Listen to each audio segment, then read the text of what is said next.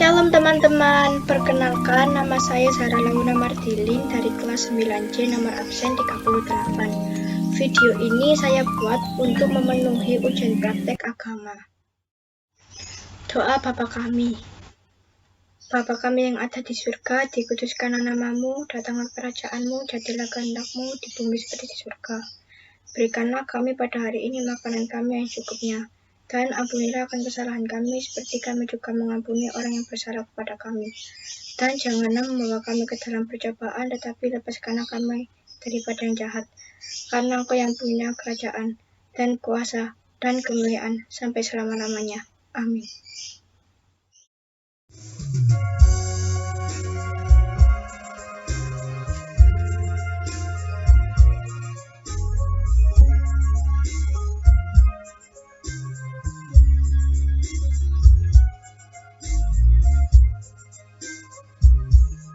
Hidup ini adalah kesempatan.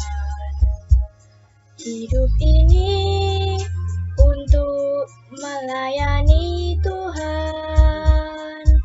Jangan sia-siakan waktu yang Tuhan beri. Hidup ini hanya sementara.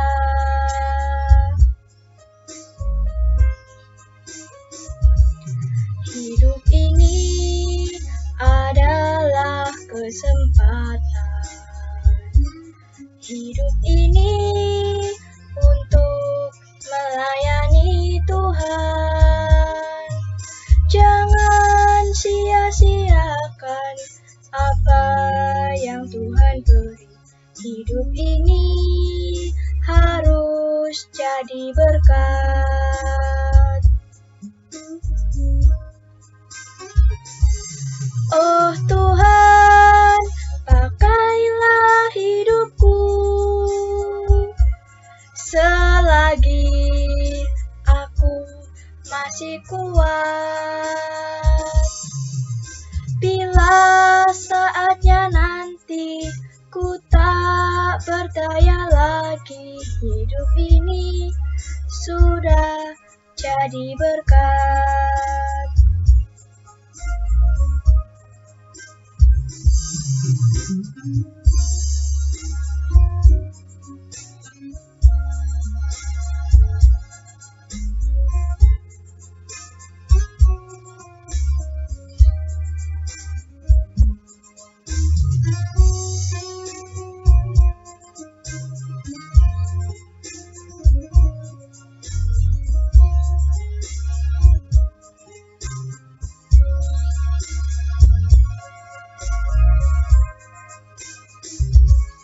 Hidup ini adalah kesempatan. Hidup ini untuk melayani Tuhan. Jangan sia-siakan apa yang Tuhan beri. Hidup ini harus jadi berkat. Oh Tuhan, pakailah hidupku selagi aku masih kuat.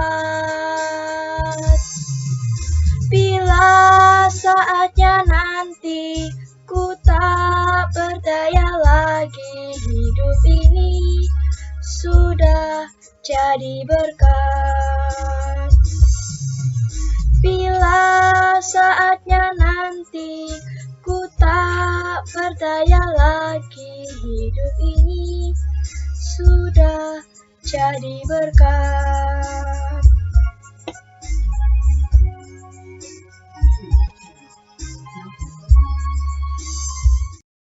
Shalom teman-teman, saya akan membawakan sedikit tentang firman Tuhan. Sebelumnya mari kita berdoa terlebih dahulu.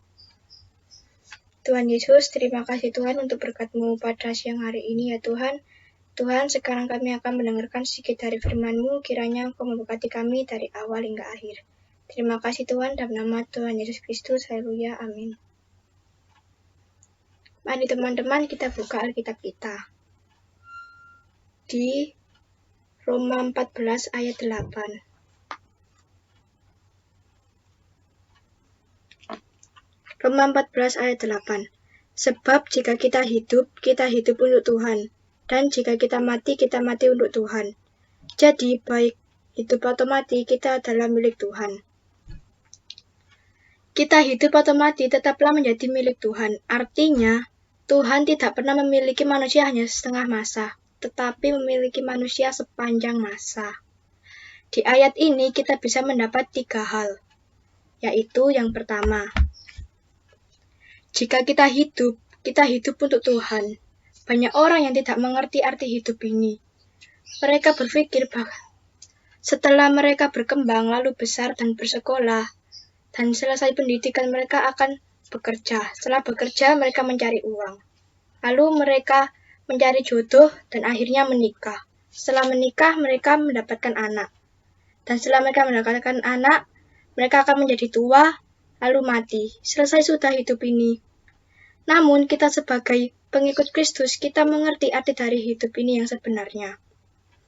Kita tahu bahwa dulunya sebelum kita mengenal Kristus, kita adalah manusia yang berdosa. Kita jatuh ke dalam dosa dan kehilangan kemuliaan Allah. Tetapi kita patut bersyukur kepada Tuhan, karena berkat pengorbanan Yesus Kristus di salib, kita menjadi diselamatkan dari dosa-dosa dan maut. Oleh sebab itu, sebagai gantinya kita harus memberikan hidup kita kepada Tuhan. Kita harus melayani Tuhan dengan sungguh-sungguh, dengan sepenuh hati kita. Tidak boleh main-main ataupun bercanda. Meskipun kita rajin ke gereja, tapi kita tidak serius, percuma saja. Itu namanya bermain-main dengan Tuhan, kita tidak boleh bermain-main. Yang kedua, jika kita mati, matilah bagi Tuhan, karena jika kita hidup menurut segala perintahnya, maka kita hidup untuk Kristus. Sebab jika kita hidup untuk Tuhan, dan jika kita mati untuk Tuhan. Maka dengan selalu tinggal di dalam Dia, tidak menjadi soal apakah kita hidup atau mati. Rasul Paulus pernah berkata di Filipi 1 ayat 21,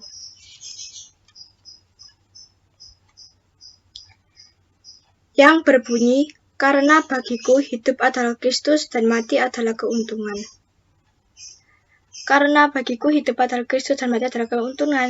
Melalui itu kematian kita bisa pergi untuk bertemu dengan Kristus dan diam bersamanya di surga. Yang ketiga, berdoa dengan sikap yang benar. Yaitu kita berdoa bukan untuk kita sendiri. Kebanyakan dari kita selalu berdoa untuk kepentingan kita sendiri. Kita selalu meminta semuanya pada Tuhan, tapi kita melupakan bahwa kita juga harus memuliakan nama Tuhan. Kita tidak boleh egois, kita juga harus memuliakan nama Tuhan. Jika kita memiliki sikap yang benar, kita patut disebut menjadi milik Tuhan seutuhnya. Jadi teman-teman, marilah kita serahkan hidup kita kepada Tuhan seutuhnya. Jangan setengah-setengah. Teman, mari kita berdoa. Tuhan Yesus, terima kasih untuk firman-Mu pada hari ini. Tidak hanya mendengar, kiranya kami juga bisa menerapkannya dalam kehidupan kami. Terima kasih ya Tuhan, karena Engkau telah menyertai kami pada hari ini ya Tuhan. Dan ya Tuhan, terima kasih dalam nama Tuhan Yesus Kristus. Haleluya, amin. Pengakuan iman rasuli. Aku percaya kepada Allah, Bapa yang Maha Kuasa, Khalik langit dan bumi, dan kepada Yesus Kristus, anaknya yang tunggal Tuhan kita, yang dikandung dari Roh Kudus, lahir dari anak darah Maria, yang menderita sengsara di bawah pemerintahan Pontius Pilatus, disalibkan, mati, dan dikuburkan, turun ke dalam kerajaan maut, pada hari yang ketiga bangkit pula dari antara orang mati, naik ke surga, duduk di sebelah kanan Allah Bapa yang Maha Kuasa, dan dari sanalah Ia akan datang untuk menghakimi orang yang hidup dan yang mati. Aku percaya kepada Roh Kudus, gereja yang kudus dan persekutuan orang kudus, pengampunan dosa, kebangkitan daging, dan hidup yang kekal. Amin.